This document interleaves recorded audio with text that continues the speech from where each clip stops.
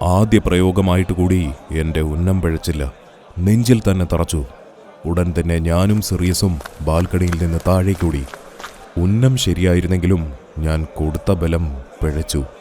അമ്പേറ്റയാൾ മരിച്ചിരിക്കുന്നു. അഗ്നിവേശൻ വഴി മാത്രമേ ഹിരണ്യപ്രഭയിലേക്ക് എത്താൻ സാധിക്കൂ എന്നെനിക്കറിയാമായിരുന്നു. പക്ഷേ എങ്ങനെ ഇനി അത് സാധിക്കും? എങ്ങനെ അയാളുടെ ആളുകളെ കണ്ടെത്താൻ കഴിയും? ആ ചോദ്യം എൻ്റെ ഉറക്കം കെടുത്തി. പോംവഴിക്കായി ഞാൻ ആലോചന തുടങ്ങി. കൊട്ടാരത്തിലെ പുസ്തകങ്ങൾ നിരവധി ഞാൻ പരതി. പക്ഷേ ആ ഭ്രാന്തനെപ്പറ്റി ഒരു പുസ്തകത്തിലും പറയുന്നില്ല. എന്തായാലും എനിക്ക് പിന്മാറാൻ പറ്റുമോ? പോകുമ്പോൾ എൻ്റെ കയ്യിൽ ഹിരണ്യപ്രഭ ഉണ്ടാകുമെന്ന് ഞാൻ തീരുമാനിച്ചതാണ്. പിറ്റേന്ന് തന്നെ ഞാൻ സിറിയസിനെ വിളിച്ച് എൻ്റെ ആശയം പറഞ്ഞു. അങ്ങനെ ഹിരണ്യപ്രഭ എവിടെയാണെന്നറിയാനുള്ള പൂജ കൊട്ടാരത്തിൽ ആരംഭിക്കാൻ തുടങ്ങി. ജനങ്ങൾക്ക് കൂടി കാണുവാൻ കഴിയുന്ന രീതിയിലാണ് അത് ക്രമീകരിച്ചത്. തിരക്ക് നിയന്ത്രിക്കുന്നതിനായി വലിയൊരു സൈന്യം തന്നെ ചുറ്റിലും നിരത്തിയിരുന്നു. പൂജ നടക്കുകയായിരുന്നെങ്കിലും സൈനികരുടെ കണ്ണ് ജനങ്ങളിലേക്കായിരുന്നു.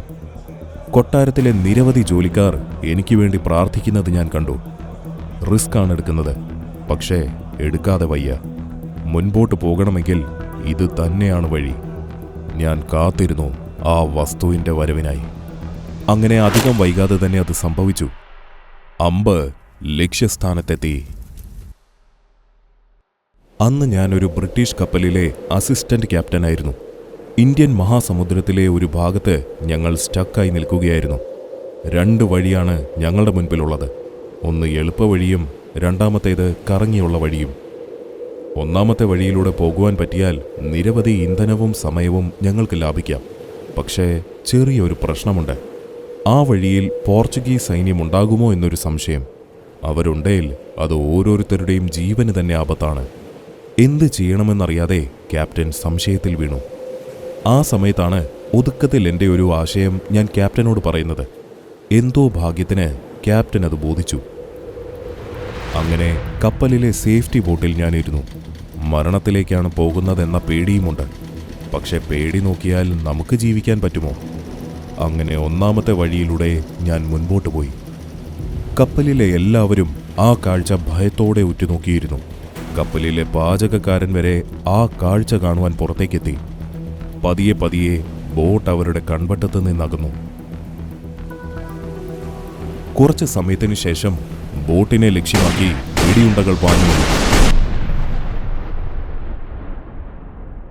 അന്ന് ക്യാപ്റ്റനും ഞാനും എൻ്റെ ജീവനില്ലാത്ത അപരൻ ചിന്നിച്ചിതറുന്ന കാഴ്ച കണ്ടതുപോലെയാണ് ഇന്ന് ഞാനും സിറിയസും എൻ്റെ അപരൻ അമ്പേൽക്കുന്നത് കണ്ടത്.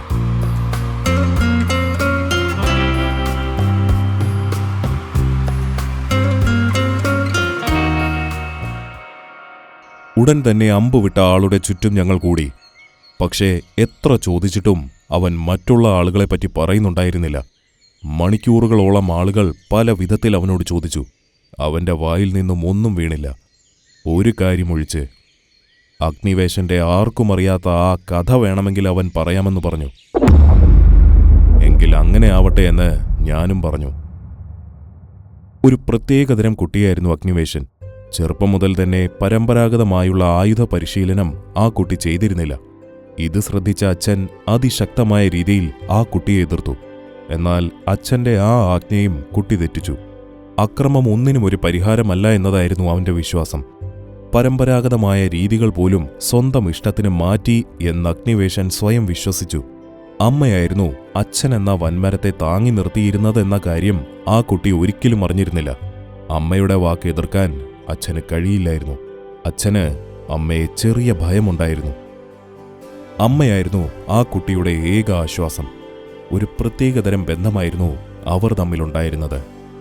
വൈകുന്നേരങ്ങളിൽ തൻ്റെ എല്ലാ അനുഭവങ്ങളും അമ്മയുമായി ചർച്ച ചെയ്യുന്ന ഒരു ശീലം അഗ്നിവേശനുണ്ടായിരുന്നു.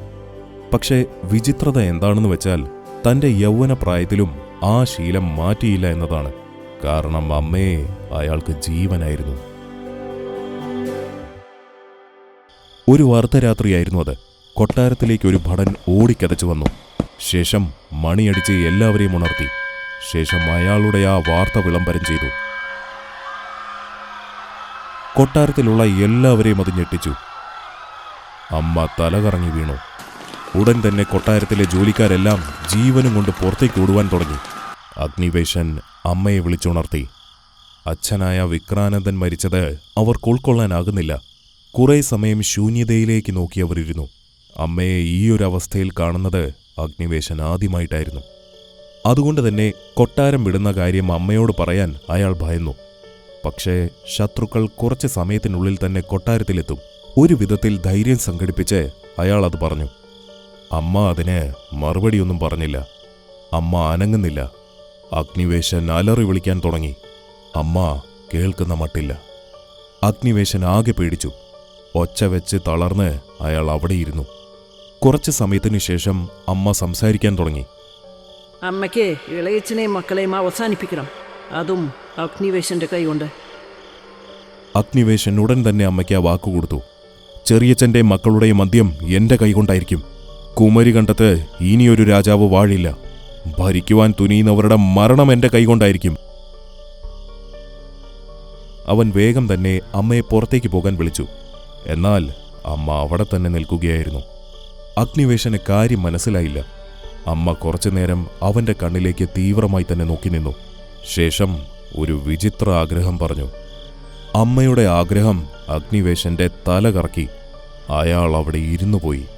ഇതുവരെ ആയുധം പോലും ഉപയോഗിക്കാത്ത അഗ്നിവേശൻ ശത്രുവിനെ അവസാനിപ്പിക്കുമെന്നതിൽ അമ്മയ്ക്ക് ഒരു ഉറപ്പ് വേണമായിരുന്നു.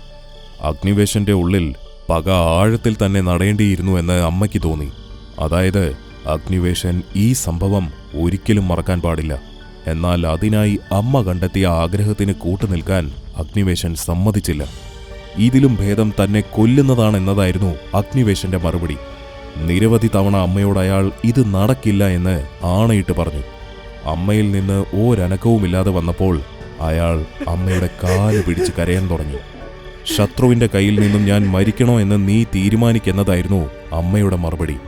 അങ്ങനെ വിറയ്ക്കുന്ന കൈയോടെ അഗ്നിവേശൻ ജീവിതത്തിൽ ആദ്യമായി ഒരായുധം കയ്യിലെടുത്തു. ശേഷം അമ്മയുടെ ആഗ്രഹപ്രകാരം